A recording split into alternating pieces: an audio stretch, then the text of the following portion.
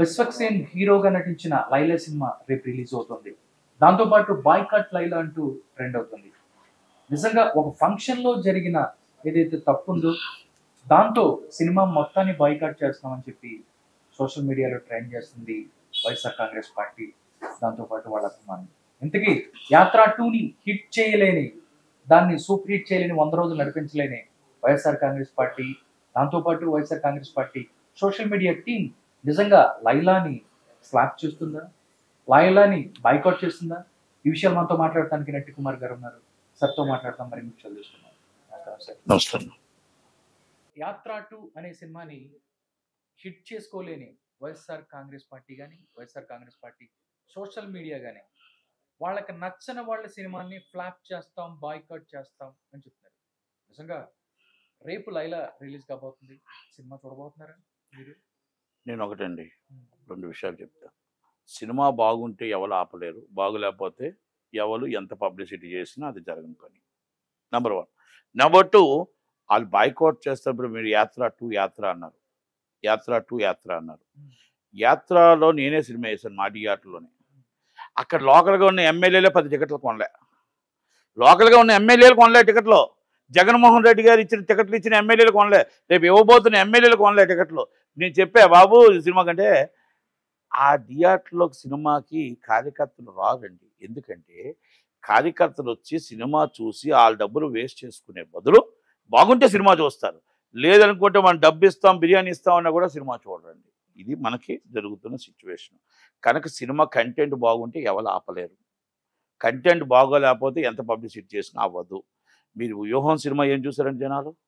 వ్యూహం 2 ఏం చూసారండి? మీకు ఆ లక్ష్మీ ఎన్టీఆర్ ఏం చూసారండి? ఇవన్నీ మనం తీసుకుందాం, చరిత్ర తీసుకుందాం. అయితే నేనేమంటున్నానంటే, ఒకటి టీడీపీ అయినా పార్టీకి సంబంధించిన సినిమానా ఇంకో సినిమా పెడితే నరుకుడు అని చెప్పేసి వివేకానంద రెడ్డి గారితో సినిమా తీశారు, ఎవరు చూసారండి? మళ్ళా రాజధాని అమరావతి అని పెట్టి సినిమా తీశారు, ఎవరు చూసారండి సినిమా? ఇవన్నీ నేను ఎందుకు చెప్తుంటే, రాజకీయ నాయకులకు సినిమా చూడటానికి ప్రజలు రెడీగా లేరు.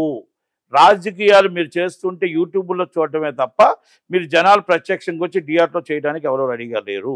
బస్ ఇంకో మాట, మీరు లైలా కోసం బాయ్కాట్ అనే దానికట్లో మీ దాంట్లో ఒక పద్ధతి ఉంది, దాంట్లో తప్పలేదు. నేను మీ మాటని మీరు అన్న మాటని నేను ఏకీపిస్తున్నా. ఎందుకంటే అక్కడ లైలా అనే ఒక ఈవెంట్లో రుద్వి గారు మీ పార్టీని ఉద్దేశించి 150 గొర్రెలు ఉండేవి, ఇప్పుడు 11 ఉన్నాయి, ఇవన్నీ కూడా మాట్లాడడం అనేది ఈవెంట్లో, సినిమా ఈవెంట్లో తప్పు.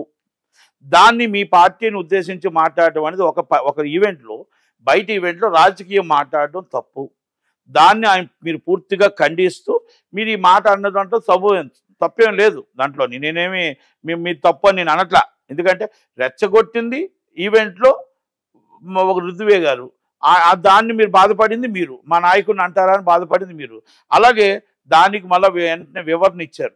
మరుసటి రోజు ప్రెస్ మీట్ పెట్టి హీరో గారు, డైరెక్టర్ గారు, ప్రొడ్యూసర్ రిక్వెస్ట్ చేస్తూ వెరీ వెరీ సారీ, మేము ఆల్రెడీ ఆ ఈవెంట్ కార్యక్రమంలో మేము వేరే అవార్డులో ఉంటుండగా ఆయనకు మేము యాక్ట్ చేశాడు కాబట్టి, యాక్టర్ కాబట్టి మేము ఆయన మైక్ ఇస్తే ఏదేదో మాట్లాడాడు, కనుక అది మాకు సంబంధం లేదు, దయచేసి మమ్మల్ని మీరు బాయ్కాట్ చేయొద్దు, రిక్వెస్ట్ అని చెప్పేసి మాట్లాడడం జరిగింది.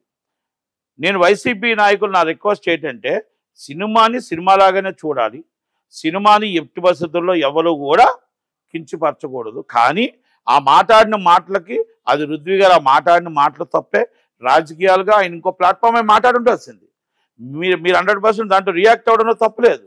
కాకపోతే అవతరవకాశం కూడా మీకు సారీ చెప్పారు కాబట్టి, ఒక హీరో భవిష్యత్తు, కొన్ని 100 మంది భవిష్యత్తు సినిమా కాబట్టి, దయచేసి ఆ సినిమాని మనం ప్రేమిద్దాం, సినిమాని ప్రేమిద్దాం. ఆయన మీద మీరు రియాక్ట్ అవ్వండి, మీరు ఎలాగైనా ప్లాట్ఫామ్స్ ఉన్నాయి, సపరేట్ ప్లాట్ఫామ్స్ ఉన్నాయి, మాట్లాడండి, కానీ సినిమాని దయచేసి చంపొద్దు అనేది నా రిక్వెస్ట్. రెండవ విషయం ఏం చెప్తానంటే, సినిమాకి బాగుంటే ఎవరు ఆపలేరు, బాగులేకపోతే ఏది ఉండదు అని ఒకటి. దేవరా అనే సినిమా, పుష్ప 2 అనే సినిమాకి బోల్డ్ ట్రోల్స్ వచ్చాయి. సినిమా జనాల్లోకి వెళ్ళిన తర్వాత, జనాదరణ పొందిన తర్వాత ఎవరు ఆపలేరు. ఇవన్నీ కూడా మనకి కనబడుతూనే ఉన్నాయి కాబట్టి దానికోసం మనం అంతగా రియాక్ట్ అవ్వాల్సిన అవసరం లేదు.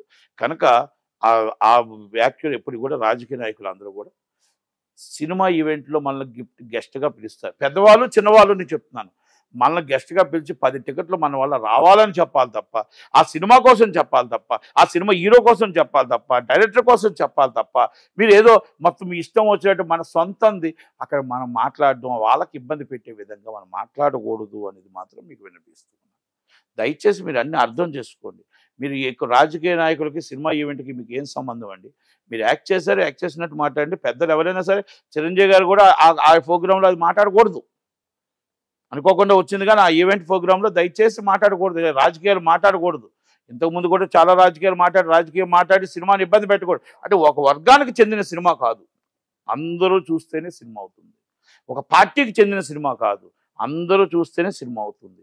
దయచేసి ఈ సినిమాని సినిమాలాగానే చూడమని, రాజకీయ సినిమా ఈవెంట్లలో రాజకీయ వేదికలు మాట్లాడకూడదని, ఎవరో కూడా కామెంట్ చేయకూడదని నేను రిక్వెస్ట్ చేస్తూ, ఒక ప్రొడ్యూసర్గా సాటి ప్రొడ్యూసర్ ఇబ్బంది పడకుండా చూడాల్సిన బాధ్యత మన అందరి మీద ఉందని రిక్వెస్ట్ చేసి సెలవు తీసుకుంటాం. Thank you very much.